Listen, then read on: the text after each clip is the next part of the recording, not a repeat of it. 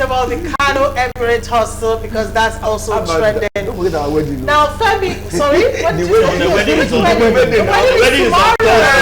Now Thursday you could talk about. The wedding is tomorrow, so we'll talk about it on Friday. That's relationship. Thank you. Yes, no, Thursday is lifestyle, but we'll talk about the wedding on the entertainment package. Anyways, Femi Falana, who is a human rights lawyer, says the judgment of the Federal High Court on the Emirate tussle in Kano is a bit confusing. On Thursday, the Federal High Court in Kano nullified the decisions of Abba Yusuf, who is governor of Kano, which was taken on the 23rd of May this year. Mohammed, the presiding judge, held that the defendants were aware of an interim order previously granted by the court but ignored it, implemented the Kano Emirates Council Law 2024. The judge, however, ruled that his order did not affect the validity of the Emirate law passed by the State House of Assembly. Now, the Kano State Governor on the 23rd of May this year announced the reinstatement of Muhammadu Sanusi as Emir of Kano, and the governor also ordered the immediate dethronement of Aminu Bayero as Emir of Kano. And of course, you know, this has been in the news the whole time. Several videos, you know, showing how Bayero left one palace to another and Sanusi, you know, was welcomed back, and it's been a lot of back and forth. But here's Falana saying that the judgments of the Supreme Court are binding on all authority in the country, but then the judgment is a bit confusing. Now, the people of Kano State are mostly affected by this because this judgment by the Supreme Court that should have brought a lot of succor to them. High Court. Sorry, thank you for that. By the High Court that should have brought a lot of, you know, solution into the matter seems to have sort of like throw spanner. Exactly, like seriously just the question you want to ask yourself okay, is, all right. the layman that is now talking was in the US when he made the first pronouncement. The judge? Yes, he should be on trial where there is sanity. Our courts have not started sitting online or through Zoom. In proxy. Or by proxy. He was in America and was delivering judgment. So you can begin to see where the abuse began from. Now, going back to the 0-0 startup of this thing, personal hatred between Governor Gadudi then and Sanusi is the only reason I could see behind all this crisis. He accused Sanusi of insubordination. I mean, in the rule books, where does that come in? A traditional ruler has supreme authority.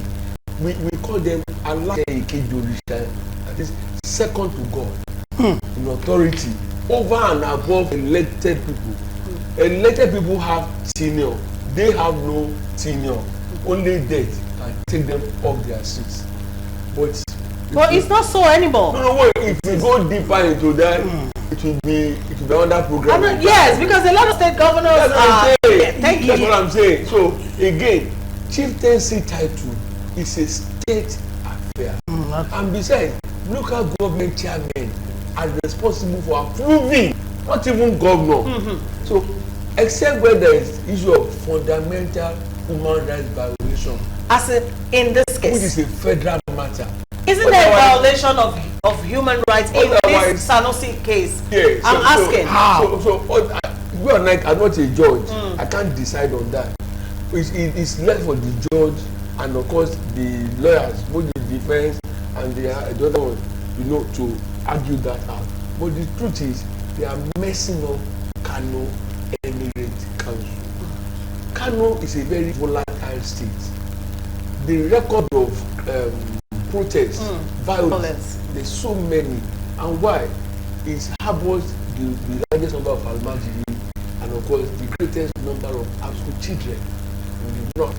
So I will appeal to all of them before they set Kano on fire. Sheathe their sword, and if they have to, because they are politicizing what is naturally a traditional issue. Yes. It cannot be like that. Otherwise, another government will come to power, or another party that will say, okay, we are reversing this. behaviors like that, they do not guarantee stability. We cannot continue behaving. All right, thank you, Aaron. You made a point, totally, completely traditional issue that they are politicizing. Because traditionally, the people have ways of installing an MI and removing an MI. Exactly. The governor should stay out of it.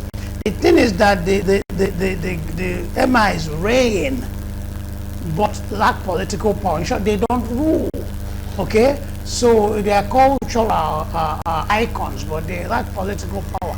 Ganduje in an interview said that Sanusi is a social activist. And you cannot be a social activist and also be an MI.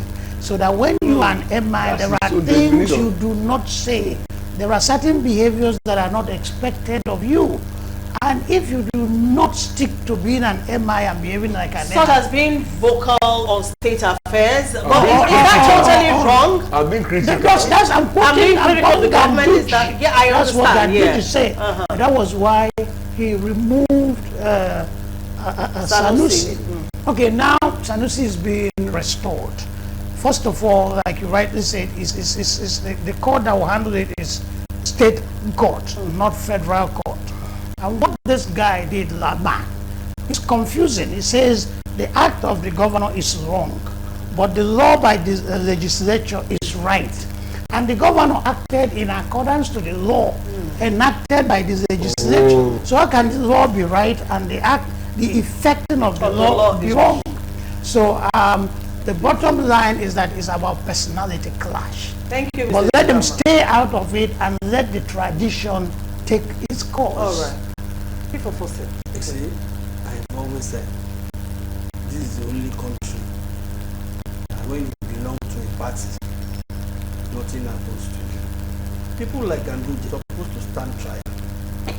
Let me tell you why. Because at the end of the day, this is the same Ganduje that was doing boy for Kwakwaso. Abi, he knew how when Sanusi was removed as the CBN governor, he knew how they ferry him from Niger State into Kano State House. And he was in the State House. Mr. Jonathan administration couldn't have access to him because there are some certain things he's supposed to have answered as a former CBN governor. Don't forget, at that time, he made an allegation that there was $2 billion, $20 million. Billion. Is it billion? Billion, yes. I thought as at that time, $20 million was the big money. That was missing. So as a part, because you cannot sit in the throne and somebody will rob you. So by removing him, they wanted him to come and speak on why that, where that money, how that money means. But the Kano state government under Kwankwaso at that time, and on PDP said you cannot, and shielded him, crowned him, Emir. He's an Grant him Emir inside government house. But as Emir, government will be painting, will be having drawing negative collateral by going to arrest him. So they left him alone. Because I'm coming to another one. Because Ganduje knew the politics behind his emergency, and he capitalized on it. Now, what do we do? Today in Kano, there is an emir loyal to federal government, and there is an emir loyal to State government. And does emir supposed to be loyal to a government official? State government, Does a royal father supposed to be loyal? Is he not supposed to speak the truth? As a father, they call them royal father, right? Are they not supposed to speak the truth? So why are you now making royal father as powerful? When I was in primary school, the emirs, the sultans were untouchable. What were they teaching us? They were, in our own life, they were more powerful than the governors. People listen to them. When you talk, emir is a father to PDP, APC, LP, and everybody. While the governor is seen as a father of his own party, which is a section of the community. So, please, what I would like to say is that may judiciary not be a contributor to the violence that could kill this country. Thank you so much. I have a reaction from Jos. Ajala says, good day all. The earlier governors remove their hands in royalty, the better for the country.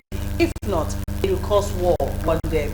All right, so MS leadership tussle in Kano State is still ongoing. I don't think we've seen the end of it. Let's see how it all ends up. Many thanks to my guests for taking the time to join on the show today. Thank you to Chief Godwin Jose, Mr. Tochukwu Ezukama. Thank you for coming in. You're welcome. Are Olade I'm not coming tomorrow. Thank please. you, sir. I'm going for the wedding. I wasn't expecting you here tomorrow. I'm going for the by the way. wedding. Okay, that's fine. Anyways, thank you so much for watching the show. I know that you are nowhere. We'll see you tomorrow, God willing. Have yourself a good one. Bye.